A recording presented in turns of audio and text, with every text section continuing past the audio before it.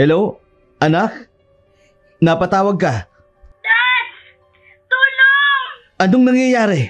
May pumasok po dito sa bahay, Dad! Gustong kunin si Baby Rafaela. Buti na lang po dumating si Yaya. Pero si Yaya, Dad! Wala na siya si Yaya! Ano? Sige, uuwi na kami dyan. Anong nangyari? Pinasok daw ang bahay natin. Sabi ni Gemma, wala na raw si Rita. Ano?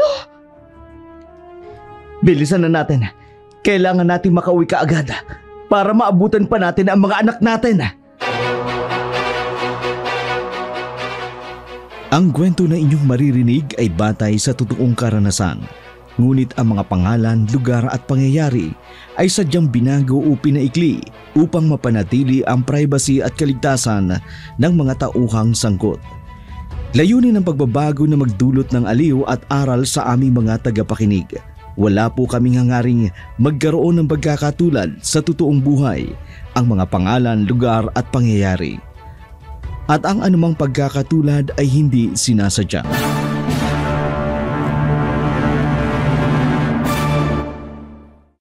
Gaano nga ba kasakit sa isang magulang ang mawalan ng anak? Iba yung hirap at bigatin ng kalooban ang kanyang mararamdaman, lalo na kung ang pinatay ay walang kamuwang-muwang sa mundo. Paano haharapin ng isang magulang ang ganitong katinding trahedya? Magandang araw po sa inyong lahat. Isa na namang magandang kwentong katatakutan ang aming itatanghal sa araw na ito. Kwentong kapupulutan ng aral sa buhay. Pero bago natin simulan ang ating kwento, nais po muna naming anyayahan kayo na mag-subscribe sa aming channel. Pakiclick na rin po ng notification bell para updated kayo sa mga bagong video na aming i-upload. At ngayon, narito na ang ating dula.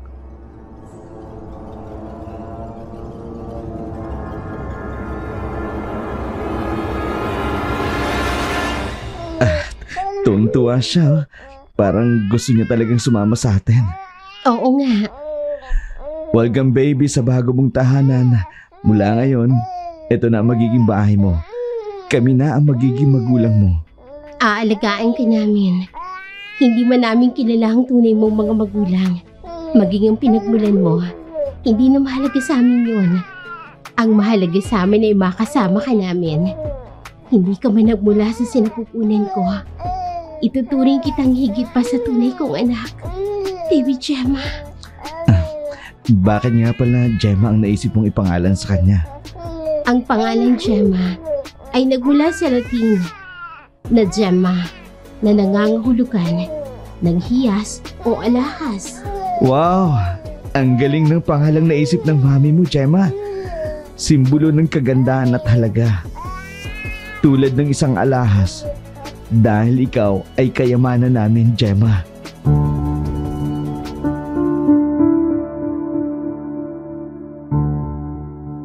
Kayamanan para sa mag-asawang Juliet at Joseph ang pagdating sa buhay nila ng batang si Gemma.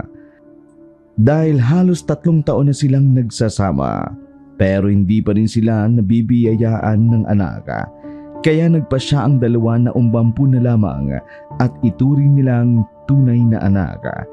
Masayang masaya ang mga unang araw na mag-asawa kasama ang ampun nilang si Gemma. Pero habang lumilipas ang mga panahon, kinakikitaan ng pagbabago ang bata na labis namang ikinabigla ng mag-asawa. Sigurado ka? Kumakain na ng karni si Gemma? Opo, ma'am. Hayan po, tingnan nyo. Nagwawala siya kapag walang karne sa kanyang kinakain. Ang bilis niya naman kumain ng karni. Ang inaalala ko lang, baka hindi siya matunawan. Pero simot na simot niya ang karne. Halos buto na lang ang natira sa hita ng manok. Kailangang mapatingnan ko siya sa doktor.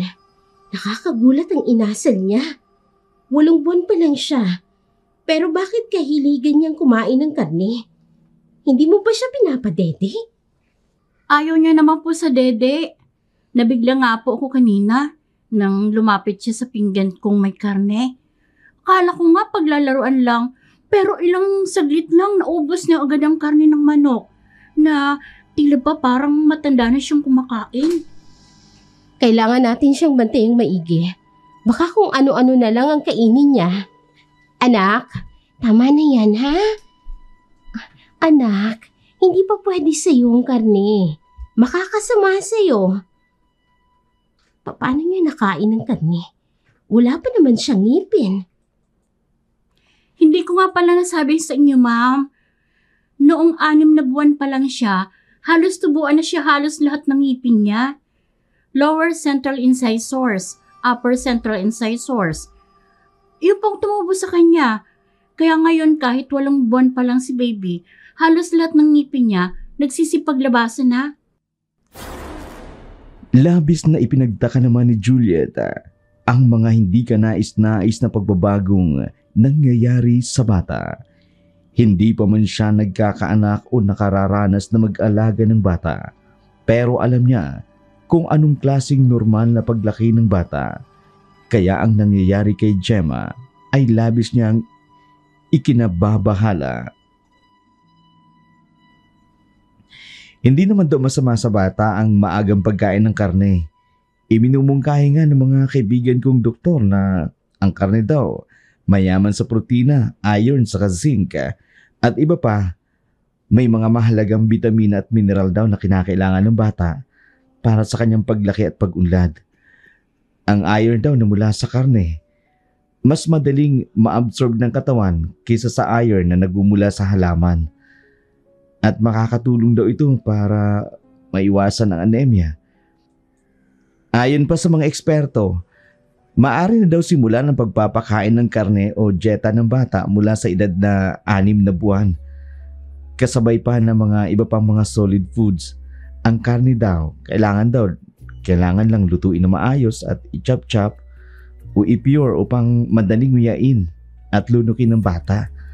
Kailangan lang simulan sa maliit na dami at dahan-dahan dadamihan na habang tumatanda ang bata upang masanay ang kanilang sistema sa pagtanggap ng karne. Kaya lang sa kaso ng anak natin, hindi ganun ang nangyayari eh. Juliet. Iba ang napapansin ko sa anak natin. Parang hindi siya ordinaryong bata. Mabilis ang pag-develop niya sa kanyang pisikal na pagbabago. Konti na lang mabubuo na niya ang ngipin niya.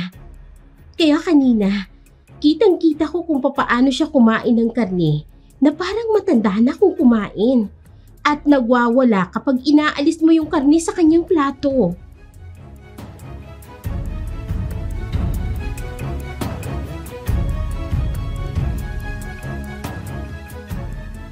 Labis pa ring pinangangambahan ni Juliet ang kalagayan ng kanilang anak, kaya hindi ito nakontento.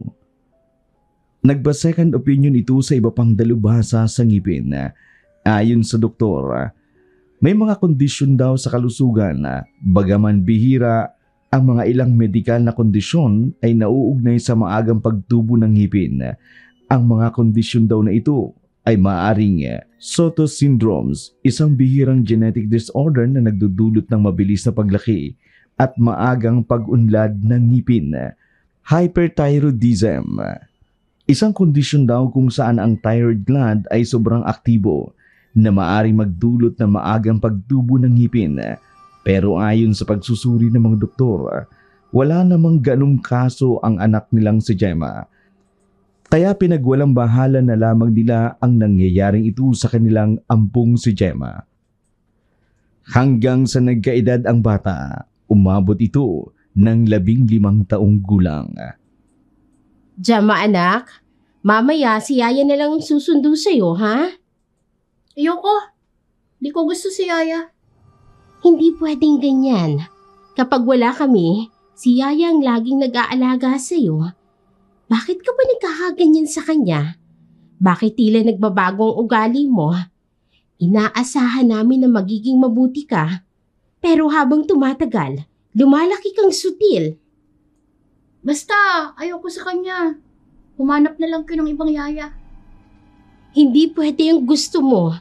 Ang bata kailangang matuto munang sumunod sa magulang. Hindi pwedeng ang magulang ang sumunod sa mga anak. Kung nasa tamang edad ka na at kaya mo ng sarili mo, at kaya mo nang magpasya sa sarili mo, doon ka namin hahayaan. Pero habang nasa poder ka namin at hindi mo kaya yung sarili mo, kami muna ang susundin mo. I have to go. Malilate na ako sa klase. Gemma, pag-uusapan na naman natin to. Alam mo naman na mahal ka namin ng daddy mo. Please leave. Mag-aaral pa ako.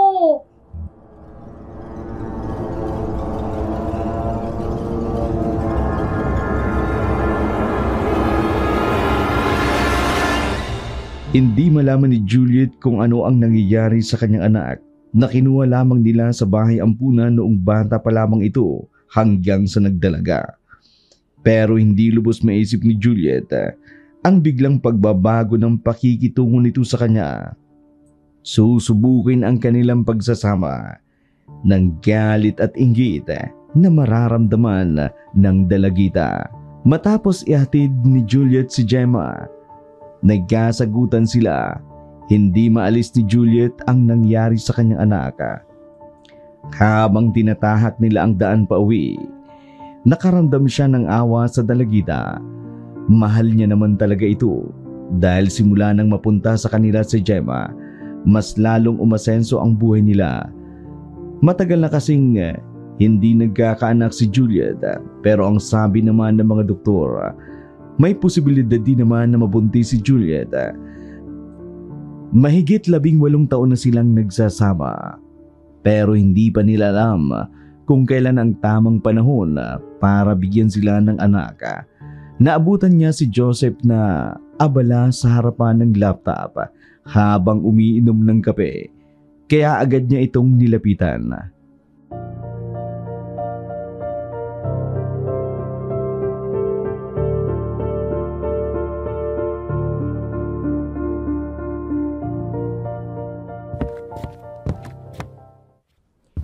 Han? Oh, honey, andyan ka na pala. Di ka man lang tumawag. Sana nakapaganda ako ng almusal. Ano ka ba? Nandiyan naman si Yaya. Alam mo naman kapag wala akong trabaho, ipinagluluto kita, hindi ba? Ayoko din naman na napapagod ka, Han. Saka tingnan mo, busy ka nga sa trabaho mo kahit nasa bahay ka pa. Mabuti pa, kumain na nga muna tayo.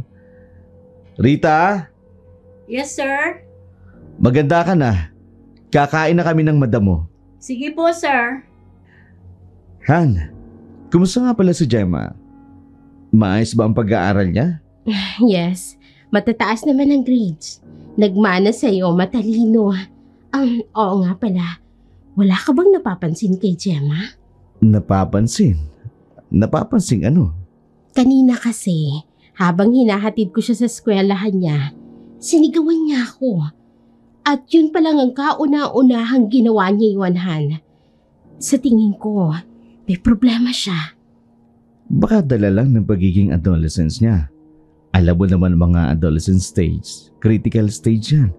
Ang daming mga pagbabago sa katawan nila. Tapos nahihiya namang sabihin sa'yo. Baka nga ganun lang talaga. Kung sa bagay, naranasan ko rin yan nung bata pa ako. Ang dami ring nangyari sa buhay ko na naiinis ako. Yun na lang ang iisipin ko. Sige na. Ako nang bahalang kumausap sa kanya. Nakikinig naman yun sa akin. Sige, Han. Anong nangyayari sa'yo, Han? Wala. Parang bumabaliktad yata ang sikmura ko. Lately ko din napansin eh. Napapadalas yata ang pagdual mo sa tuwing kakain tayo. Hindi ko nga din alam. Baka dahil sa kinakain ko lang. Kailan ka uli niregla? Han, huwag na tayong umasa. Ilang taon nang nakalipas. Wala pa ding nangyayari. Kailan nga? Nung nag-business trip tayo, sa tingin ko, 1.5 buwan na. Got it. Buntis ka nga siguro. Han, alam mo namang...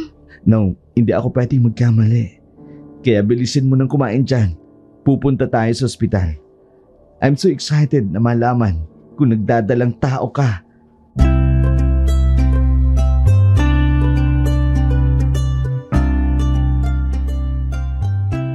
Hindi mapigilan ni Joseph ang sayang nararamdaman niya. Sigurado siyang buntis nga si Juliet dahil nararamdaman niya iyon. Pagkatapos nilang kumain, niyaya na ni Joseph ang asawa niyang pumunta sa ospital. Hindi naman gaanong kalayo iyon dahil mga ilang kilometro lang ang layo mula sa kanila. May sasakyan naman sila kaya wala pang kalahating oras nakarating na sila kaagad sa ospital. Kaba naman ang nararamdaman ni Joseph kahit sigurado siya na buntis nga ito. Tumungo sila sa isang private hospital.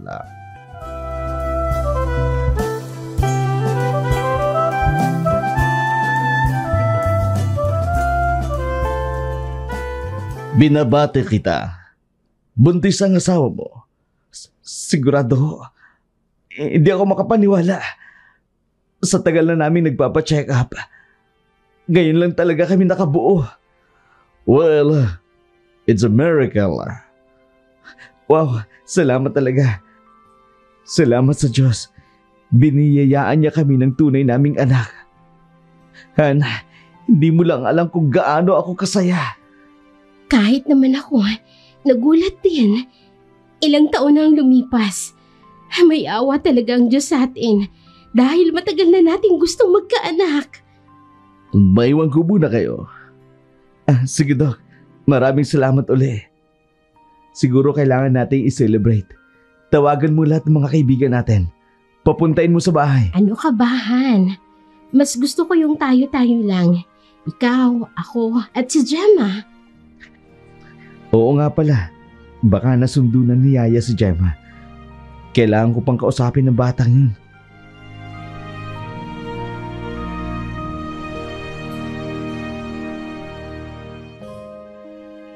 Napagdesisyonan nilang umuwi. Hindi pa din mawala ang ngiti ng dalawa habang pauwi sila ng bahay. Hindi nila akalain na magiging posible ang imposible. Pagkarating nila sa bahay, naabutan nila si Gemma na abala sa kanyang cellphone. Hindi maiwasan ni Joseph ang maawa sa dalagita. Parang tunay na anak na din kasi ang turing niya rito. Simula nang ampunin nila ito. Binigyan nila ito ng magandang buhay, pinag-aral. Lumapit siya kay Gemma, pero tiningnan siya nito.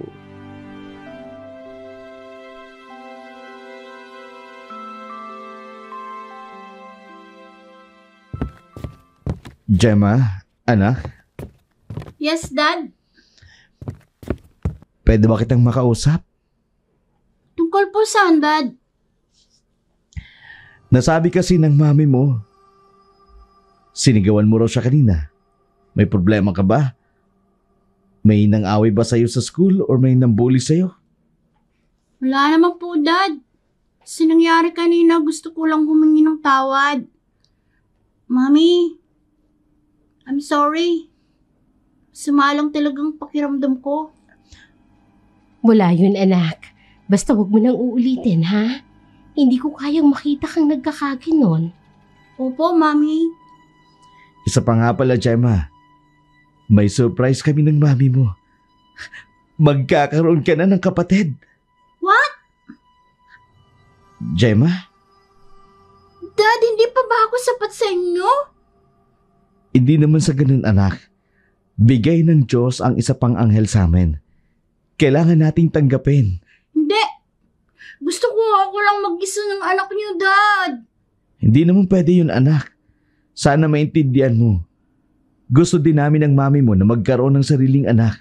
Yung kadugo namin. Gemma, saan ka pupunta? Han, hayaan mo na yung bata. Siguro nga nasanay lang siya, nag-iisa siya. Alam mo naman, bata pa lang siya ng ampunin natin. Baka nga may problema lang yun. Wala ba siyang nasabi sa'yo? Wala. Ayaw din naman niya mag-open. Tahimik lang siya. Pero kapag ayaw niyang kausap, hindi ka talaga kakausapin. Yan ang napapansin ko kay Gemma. Ganun ba? Sige, magpahinga na tayo. Malalim na rin ang gabi. Bawal sa buntis na magpuyat.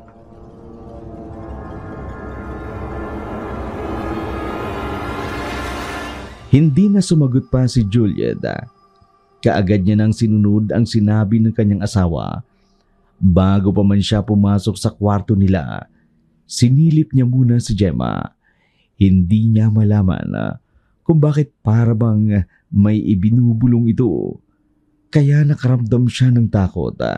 Bago pa man lumingon sa kanya si Gemma, nilisan niya na iyon saka nagmamadaling pumasok sa kwarto. Hindi na din niya magawang sabihin kay Joseph ang nakita niya dahil wala naman siyang ideya kung ano ang nangyayari kay Gemma. Mabilis na lumipas ang mga buwan. Nagkaanak na si Juliet. Minsan ay nagugulan siya sa mga inaasta ni Gemma, lalo pa noong buntis pa lamang siya. Para kasing palagi na lang itong galit sa kanya. Hindi niya na lang ito pinapansin. Sinasabi naman niya iyon kay Joseph, pero pinababayaan na lamang nila ito. Inisip na lamang nila na marahil natatakot si Gemma na mawalan sila ng atensyon sa bata. Habang tumatagal, mas lalong napapalayo ang loob ni Gemma sa kanila.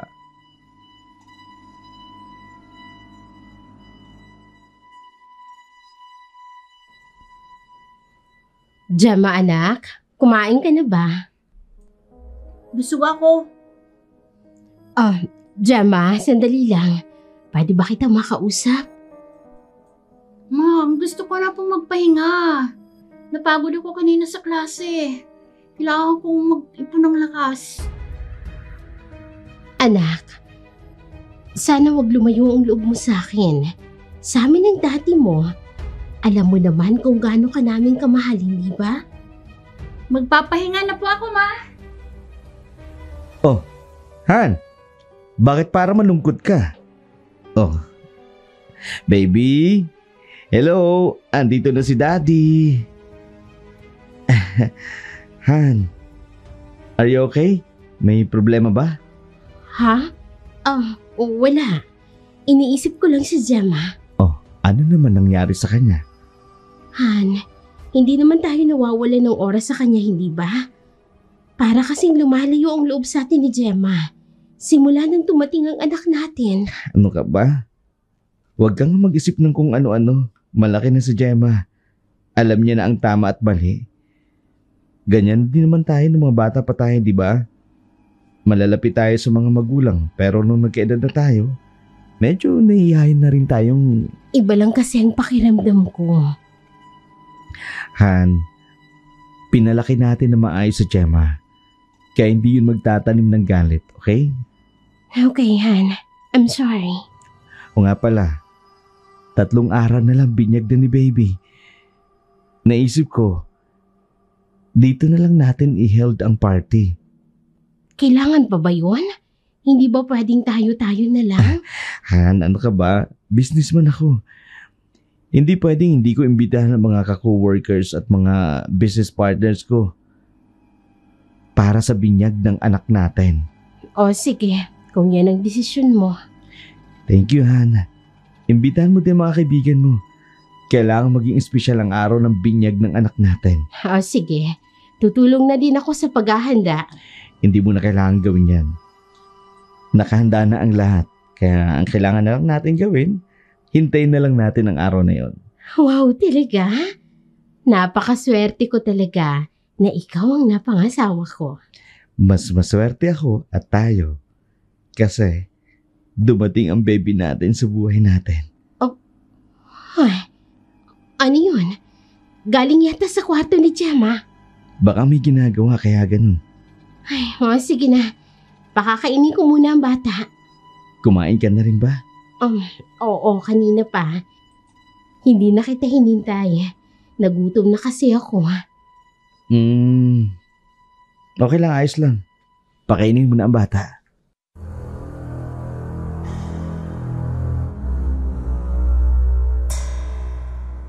Tulad ng sinabi ni Juliet, kaagad niya namang pinakain ang bata. Palagi niya itong kinakausap.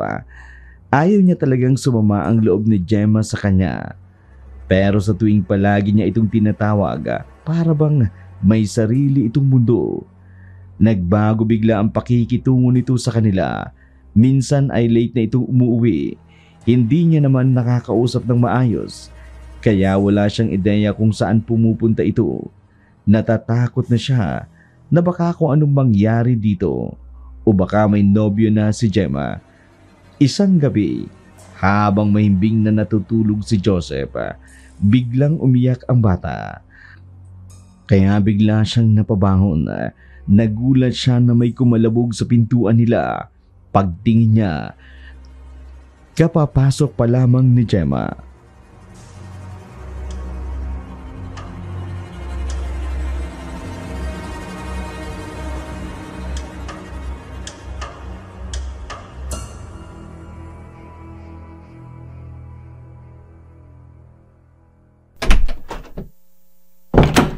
Gemma! Ngayon ka lang umuwi? Anong oras na? May tinapos lang kaming project. Kailangan yung bukas. Baka naman paglalakwatsa yung inaatupag mo, Gemma. Hindi ka namin pinalaking ganyan. Di may tinapos lang kaming project para sa pag-aaral ko. Baka naman may boyfriend ka na, hindi mo lang sinasabi sa amin. Porke ba't may anak na kayo ni Daddy? Tingin sa akin wala nang kwenta. Hindi naman sa ganun, Gemma. Ano bang nangyayari sa'yo? Patas ang pagmamahal namin ng daddy mo sa inyong dalawang magkapatid. Talaga? Hindi ko na nga maramdaman ang sinasabi mong pagmamahal. Anak, huwag mo namang isipin na nawawalan kami ng atensyon sa'yo. Lahat naman ginagawa namin para sa'yo. Pinag-aaral ka namin. Inaayusan ka namin. So, sinusumbat niyong binuhan niyo pa ako. Gemma! Dad! Narinig ko ang lahat ng sinabi mo sa mami mo. Anong klaseng bata ka? Hindi ka man lang magpasalamat sa taong kumukup sa'yo. Ano bang nangyayari sa'yo?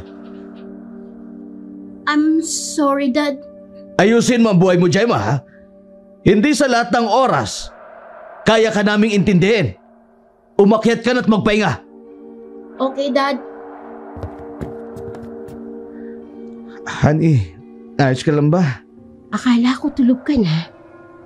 Narinig ko kasi si baby, iyak ng iyak eh.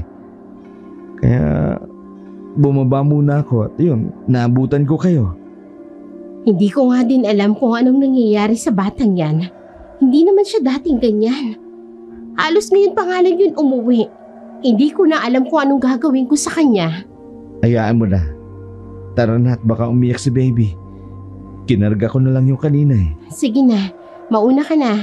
Tatapusin ko lang ang pagtitimple ng gatas. Susunod na ako. Wow, yan ang asawa ko. Hands-on mom. Tinapos na ni Juliet ang ginagawa niya. Muling bumalik sa isip niya ang ginawa ni Gemma. Halos hindi niya makayanan na sa haba ng panahong inilaan niya rito. Yun ba ang igaganti sa kanya? Hindi niya rin lubos maisip kung bakit sa kanya lang parang galit si Gemma. Dahil sa tuwing pinagsasabihan siya ni Joseph para itong tupang napakaamo. Subalit ipinagwalang bahala na lamang ni Juliet ang mga pagkakataong iyon dahil para sa kanya, hindi niya rin magawang sigawan ang kanyang anak na si Gemma. Pagkalipas ng mga ilang araw, nakahanda na ang lahat para sa pagdiriwang sa binyag ni Rafaela. Madami sa mga business partner ni Joseph ang dumalo. Mga kaibigan din ni Juliet ang inimbitahan nila. Dahil yun ay espesyal na araw ni Rafaela, madaming tao. May mga hindi rin sila kilala, tulad na lang ng mga taong inimbitahan din ng mga kaibigan nila. Pero nagpaalam naman ito sa kanila habang busy ang lahat sa pagkain. Kinausap ni Juliet ang kaibigan niyang si Alice na nasa gilid lang. Ang anak nilang si Gemma na nakikinig.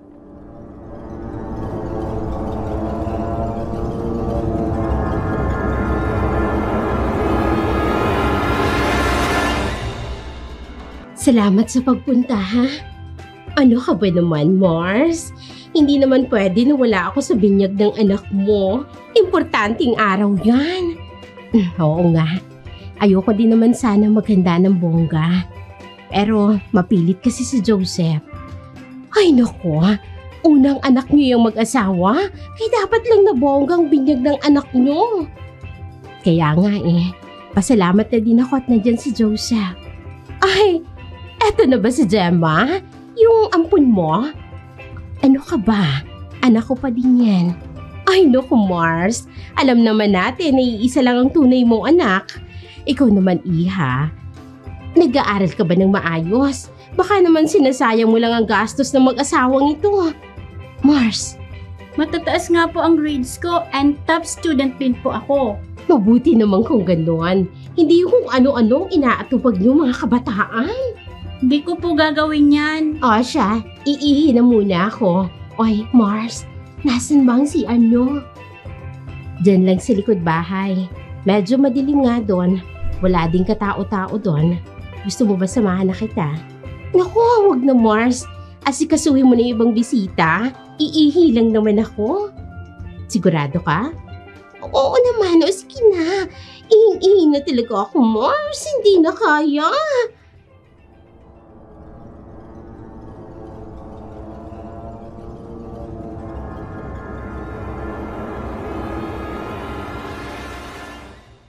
Ay, eto na yata ang CR. Kailangan ko pang mag-retouch. Oh, may tao ba dyan? Oh, bakit walang sumasagot? Sino yan? Oh, ano ba? Huwag nga kayong manakot dyan. Sino yan? Pag ako natapos dito, humanta ka sa akin. Sino ka? Oh, oh, oh, aswang! Ah! Tulong! Tulong!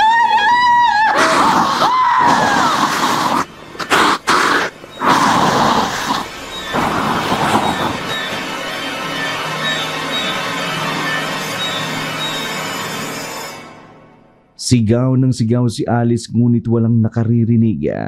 Bukod kasi sa malakas ang sound ng party, wala namang halos taong dumadaan doon maliban lang sa mga taong gustong magbanyo. Walang awa siyang pinatay ng aswang. Hindi niya nagawang manlaban dahil sa lakas nito. Umapaw ang dugo ni Alice sa loob ng banyo. Nang mawalan siya ng malay, saka siya iniwan ng aswang.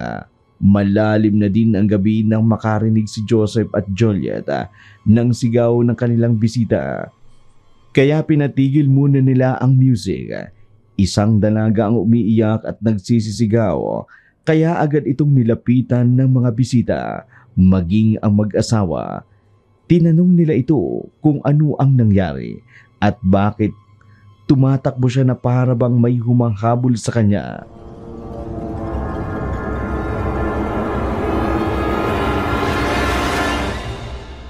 Miss, ano nangyari? May patay po din sa banyo. Sa likod po ng bahay niyo. Magbabanyo po sana ako pero nakita ko po yung bangkay ng isang babaeng may edad na. Ano? Tumawag kayo ng pulis. Han, saan ka pupunta? Titingnan ko kung sino yon. Sasama ako. Wag na, delikado. Baka hindi pa nakalalabas ang gumawa nito. Ano pang gawin sa atin? Han, bahay natin to. Kaya cargo din natin ang nangyari sa bisita natin. Sige na. Pre, samahan mo ko.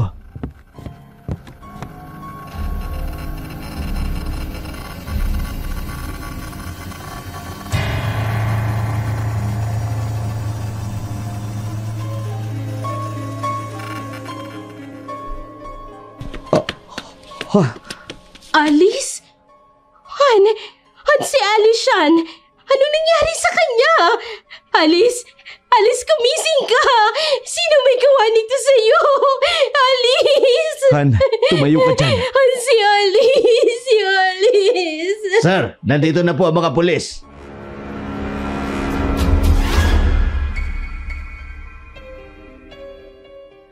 Nang dumating ang mga pulis, agad nila itong inimbestigahan. Hindi pa din lubos maisip ni Juliet na mangyayari iyon sa kaibigan niya. Halos mawasak na kasi ang lamang loob ni Alice at naliligo na ito sa sarili niyang dugo. Iyak naman ang iyak si Juliet sa haba ng mga oras ng pag-iimbestiga ng mga pulis. Naghintay na lamang ang mag-asawa sa sasabihin nito. Ang ibang mga bisita naman, pinauwi na nila dahil natatakot na sila na baka madamay pa ang mga ito sa kung sino man ang gumawa ng krimen na yon. Sari-saring bulungan ang nangyari. Karga-karga pa din ni Juliet ang anak niya nang kausapin sila ng mga pulis.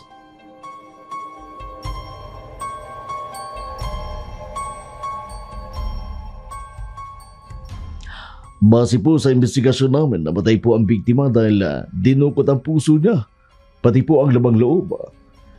Sino po kayang walang awang gumawa nito sa kanya, sir? Hindi normal na tao ang gumawa nito. Yun din po ang pinagtataka namin dahil walang bakat ng fingerprint kahit sa ang bahagi ng kanyang katawan. Hindi kaya aswang ang gumawa nun sa kanya? Naku sir, hindi po uso ang aswang sa panahon ngayon. Pero bakit hindi niyo magawa ng paraan para mahanap ang may gawa nito? Han, uminahon ka.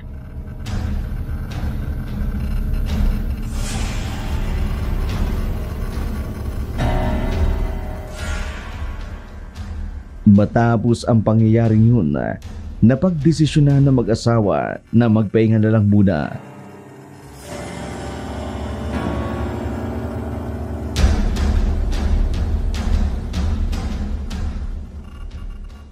Ayos ka lang ba, Han? Iniisip ko pa rin kasi ang nangyari, Han. Hindi ko alam kung anong naging kasalanan ni Alice. Kung bakit umabot sa ganun ang pagpatay sa kanya. Kahit man ako nagtataka din eh. Grabe ang ginawa sa kanya. Halos inubos ang lamang loob niya.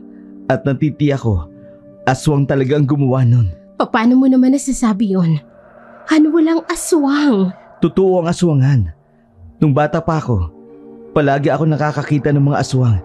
Maniwala ka. Pero napakadaming tao kagabi. Kung aswang ang may gawa nun, paano niya nagagawang makapasok sa loob ng party? May gwardiya naman na nagbabantay sa labas. Hindi ko rin alam. Naguguluhan nga din ako eh. Pero pwedeng nasa loob lang ng party ang may gawa nun. At may malaking galit kay Alice. At nagkataon lang, si Alice mag-isang pumunta sa banyo. Kaya siya siguro napagtripan. Pareho lang tayo ng haka-haka sa mga pangyayari. Wala tayong makitang kahit na anong makakapagturo sa suspect. Hayaan na lang natin. Basta magdoble ingat na lang tayo. Si Gemma tumatawag. Saglit lang sasagutin ko muna. Hello? Anak? Napatawag ka? Dad!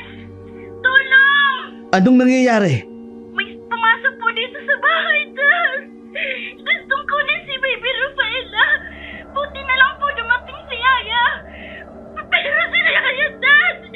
Wala na siya si Yaya! Ano? Sige, uuwi na kami dyan. Anong nangyari? Pinasok daw ang bahay natin. Sabi ni Gemma, wala na raw si Rita. Ano? Bilisan na natin. Kailangan natin makauwi kaagad para maabutan pa natin ang mga anak natin.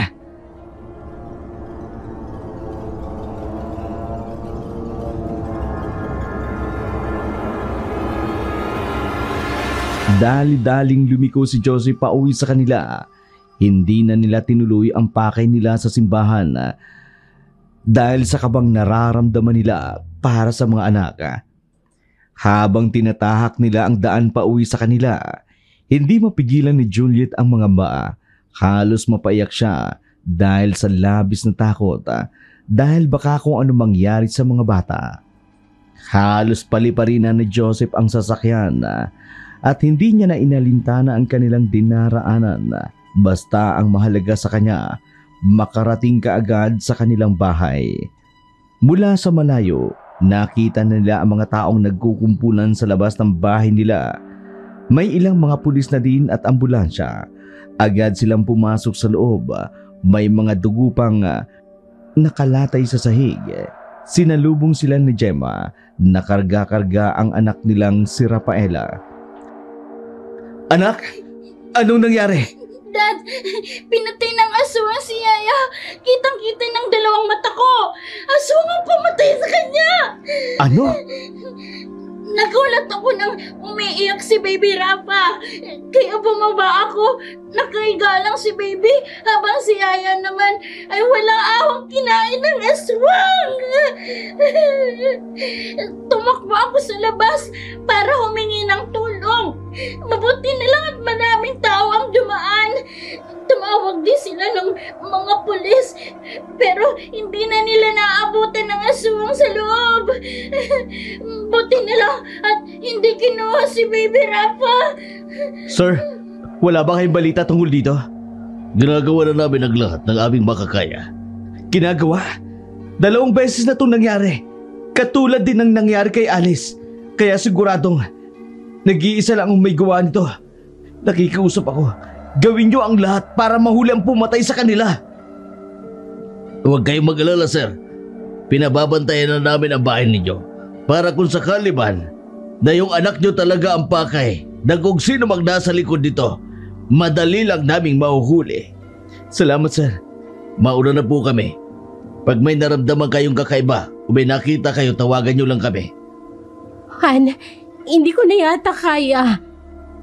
Baka sa susunod, mapahamak na yung mga anak natin o kaya naman tayo. Huwag kang mag-isip ng ganyan, okay? Dadaan muna siya sa ibabaw ng aking bangkay bago niya kayo masaktan. Gemma, ayos ka lang ba? Hindi ka ba sinaktan ng aswang na yun? Hindi naman po, Dad. Natakot lang po ako pero mabuti na lang talaga at nakatagpo pa ako sa labas. Iniwan mo si Rafaela sa loob. Oo po, Dad. Pero sabi mo kanina, di ba? Si Rafaela ang sadya ng aswang. Bakit hindi niya dinala ang bata kung ganun? Ewan ko, Dad. Basta nagtatatakbo na ako kanina. Hindi ko na kasi alam ang gagawin ko.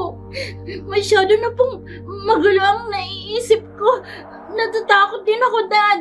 Wala akong magawa. Tana, wala ka namang kasalanan. Ayaan niyo, Dad.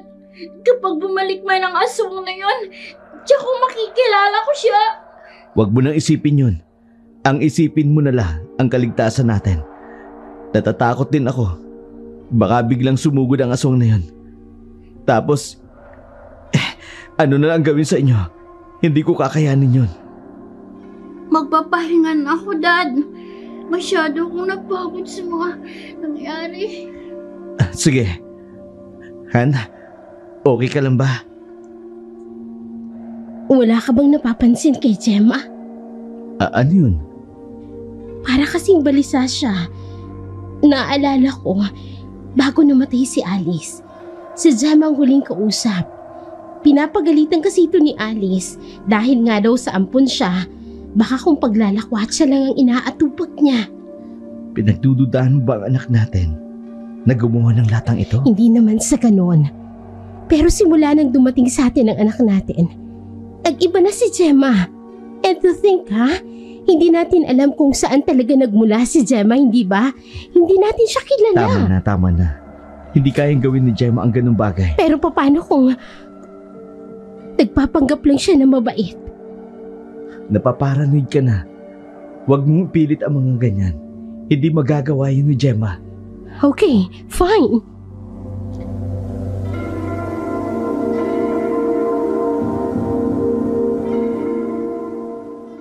Hindi na sumagot pa si Joseph sa ibinibintang ni Juliet. Hindi niya kayang paniwalaan na kayang gumawa ni Gemma ng ganung bagay. Para sa kanya, anghel ang ampun nila. Pero kay Juliet, iba ang kutob nito. Natatakot siya na baka yun ang hinala niya'y magkatotoo. Lumipas ang mga araw. Wala na ding balita ang mga pulis. Bumalik na din sa trabaho si Joseph at madami kasi siyang dapat tapusin. Samantalang, naiwan si Gemma kasama si Rafaela sa bahay. Hindi na din kasi sila kumuha ng yaya hanggat hindi pa nahuhuli ang kriminal na pumatay kay Alice at kay Rita. Isang gabi, habang nagtitimpla ng gata si Juliet, bigla siyang nakarinig ng kalabog sa kwarto nila. Sa takot niya, na baka kung anong mangyari kay Rafaela, dali-dali siyang pumunta roon. Wala pa kasi si Joseph noong mga sandaling yun. Pagbukas niya ng kwarto, bumungad si Gemma na hawak-hawak si Rafaela. Ay, tinakot mo naman ako, anak. Akala ko kung sino na. Mami, anong paborito mong kulay? Ha? Bakit mo naman naisipang itanong yan? Sagutin mo na lang, Mami. Siyempre, red. Yun talaga ang paborito ko, kahit nung bata pa ako. Ganitong kulay ba, Mami? Bakit may dugo ang mga kamay mo? Gemma? Shh! Huwag kang maingay. Natutulog si Baby Rafaela. Gemma, akin na si Rafaela! Teka, eto dahan-dahan lang. Natutulog pa si Baby.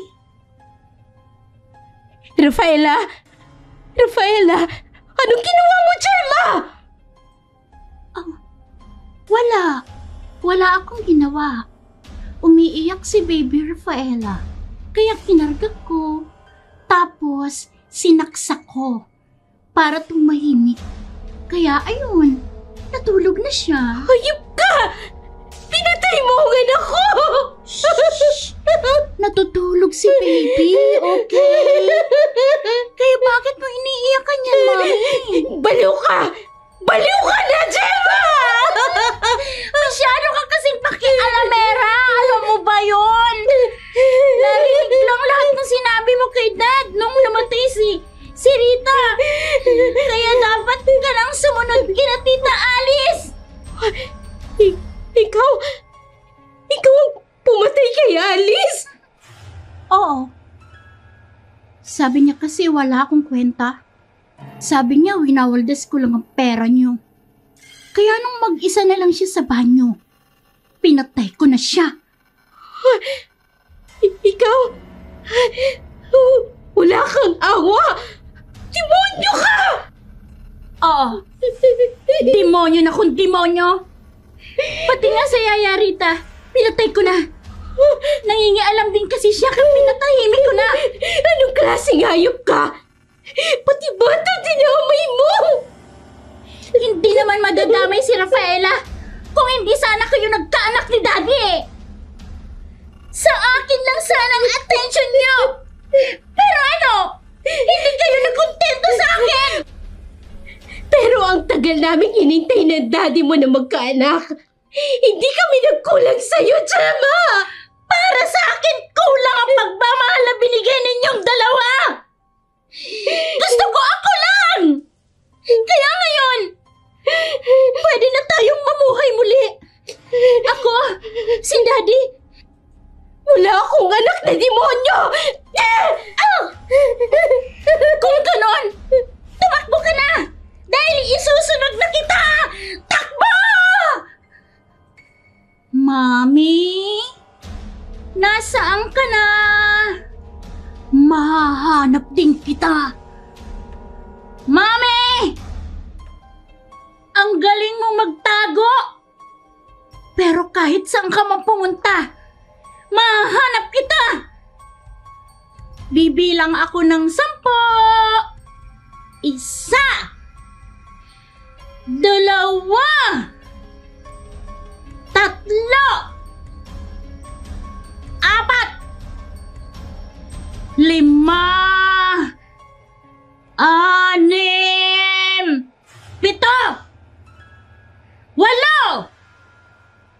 6, 7, 8, 9, 10. Balaga! Saan ka papunta? Akala mo ba matutakasan mo ako? Iwan mo ako! Hindi na kita hayaan pang makatakas! Asuka!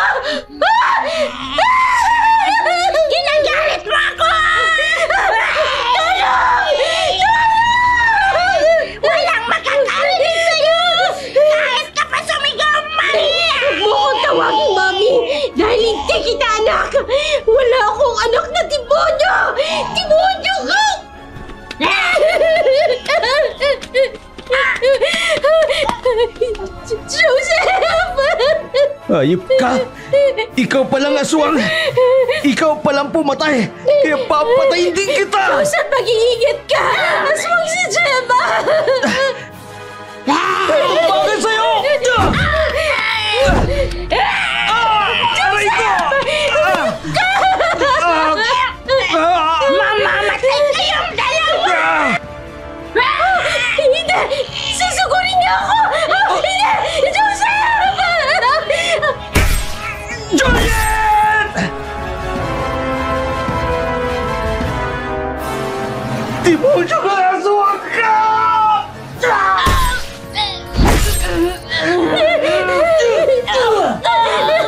Tatapusin kita! Hindi ko panginayangan ang buhay mo! Juliet! Ayos ka lang ba? Ayos lang ako. Salamat at dumating ka, Joseph. Kung hindi baka pinaglalamayan na kami ng anak mo. Buhay ka pang hayop ka! Joseph, tama na! Tama na! Si Rafaela! Bakit hindi ka sumasagot? Nasaan si Rafaela? Juliet, magsalita ka! Wala na si Rafael. Patay na ang anak natin. Pinatay siya ni Gemma. Hindi! Hindi totoo yan! Hindi patay ang anak ko! Asan ang anak natin? Joseph! Patawarin mo ko. Wala akong nagawa.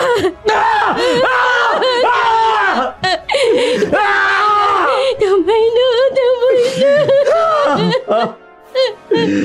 Ayop ka, Gemma!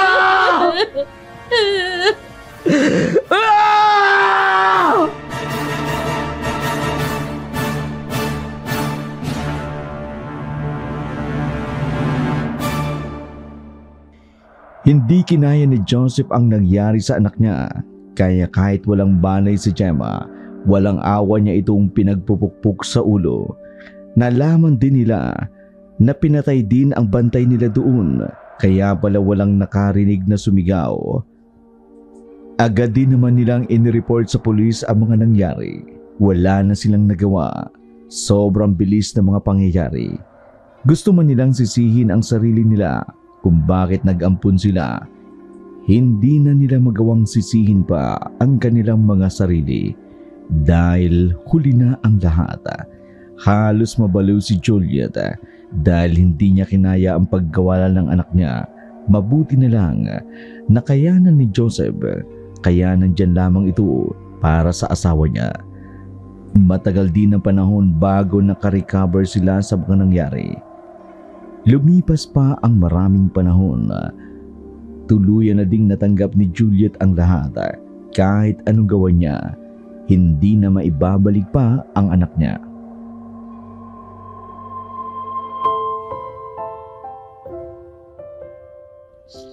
Han, sigurado ka ba na kaya mo nang bumalik sa trabaho?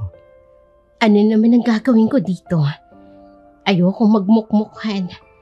Mas lalo ko lang maiisip ang anak natin at ang mga nangyari. Sige, kung yan ang gusto mo, susuportahan kita. Gusto ko ding humingi ng tawad.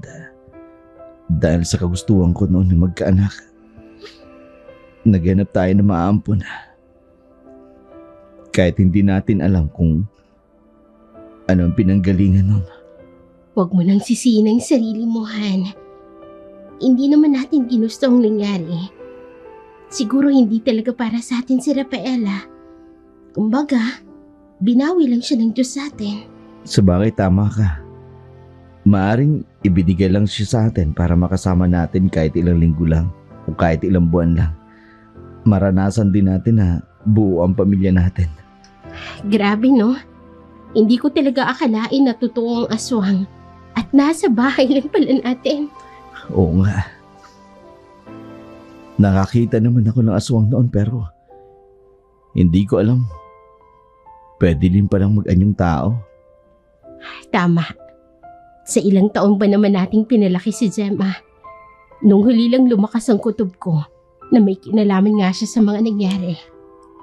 Tama na nga yan. Baka kung saan pa mapunta ang pag-uusapan natin. Ikaw kasi namimiss ko tuloy si Rafaela. Baka bukas muntahan ko ang puntod niya. Gusto ko kasi araw-araw ko siyang dadalawin. Hindi ka ba nahihirapan sa ganyan? Baka naman magsawa ng anak natin kapag araw-araw mo siyang dinadala. Ano ka ba? Okay lang sa akin, Han. At least maramdaman niya na mahal natin siya. Kahit wala na siya sa mundo. Sige, ikaw ang bahala. Sige, mauna na ako sa'yo ha. Susunduin na lang kita sa trabaho mo mamaya. Okay, Han. Mag-iingat ka sa pagmamaneho. See you later. I love you. Love you more. Basta susunduin kita mamaya ha. Aalis tayo. Saan naman tayo pupunta? Siyempre, surprise. Walang clue? Wala. Huwag ka na makulit. Ikaw din, kailangan mo pumasok sa trabaho. Dahil unang araw mo pa naman. Oo naman. Ako pa ba? Malakas yata itong asawa mo. Kaya nga ikaw ang pinili kong mapangasawa eh.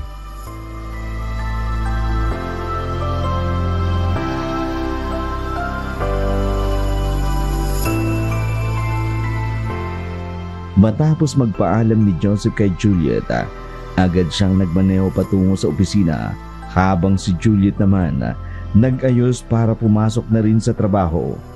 Muli niyang tiningnan ang kabuang bahay at inalala ang mga nangyari.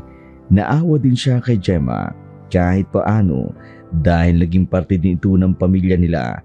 Naalala niya kung paano sila naging close sa isa't isa noong bata pa ito. Gumuhit ang mga ngiti sa kanyang labi nang maalala ang mukha ni Gemma. Siguro nga kung naging mabuti lang ito, matatanggap niya pa rin kahit aswang ito. Para kasi sa kanya, hindi basihan ang kung anumang klaseng nilalang sa mundo, basta mabuti ang puso. Madami man ang nangyari, mahirap mang paniwalaan, pero naging matatag pa din ang mag-asawa at patuloy na lumalaban para sa kanilang dalawa.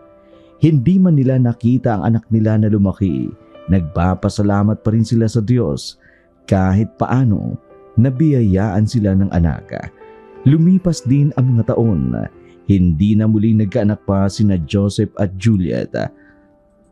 Sa ngayon, kapwa sila masaya kahit saan man sila mapunta.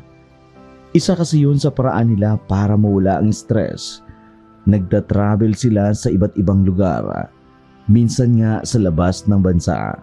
Sino mag-aakala na kung sino pa ang binuhay at binihisan mo, siya pa palang magtatraidor sa iyo.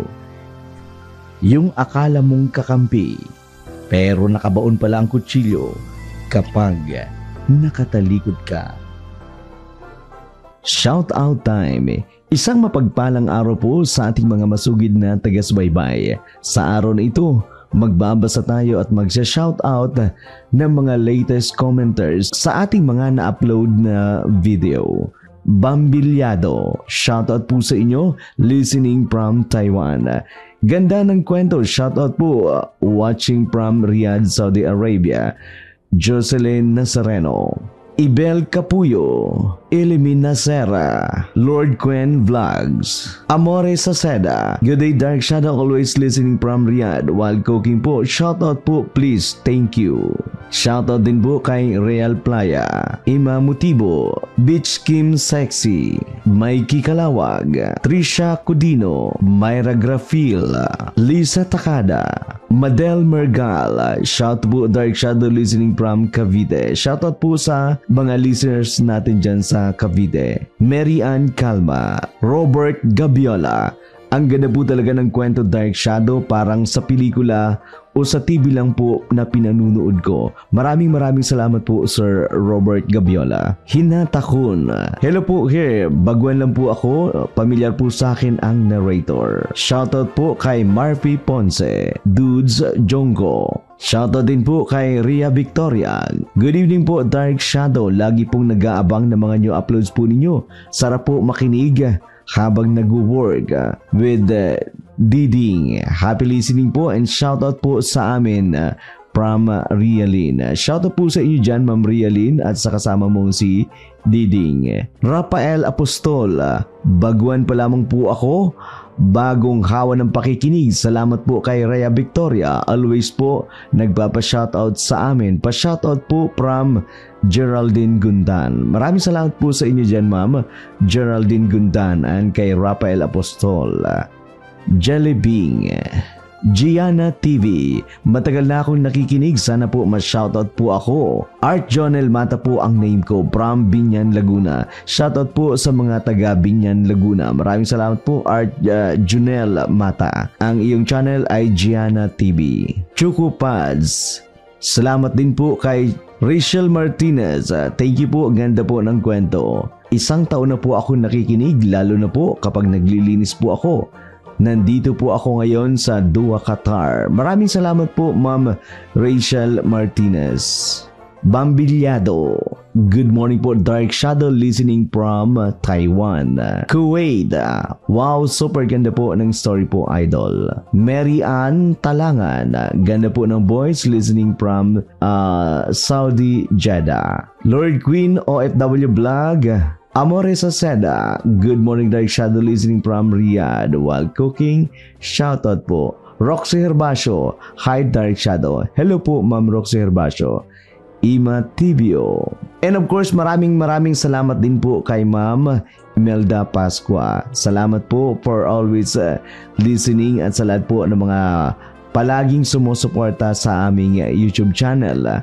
And of course, sa atin din po mga channel members na walang sawang sumusuporta sa atin. Sa ating po mga regular members, si Ma'am Midnight Blue, Tamol Tansapobia, Aida Odebellas, MG Alisondra, Almira Aludo, Edong Bulalo, Tony Boy, and of course kay Ma'am Jenny Villanueva. And of course sa atin din po mga affiliate members. Maraming salamat po kay Ma'am Baikong Tausi, almost 11 months na po na ating affiliate members. Kasama din po si Ma'am Lovely Plaza at si Ate Jonah Vlogs. God bless po sa inyo at dalangin po namin na lalo pa po kayong pagbalain ng puong may kapal.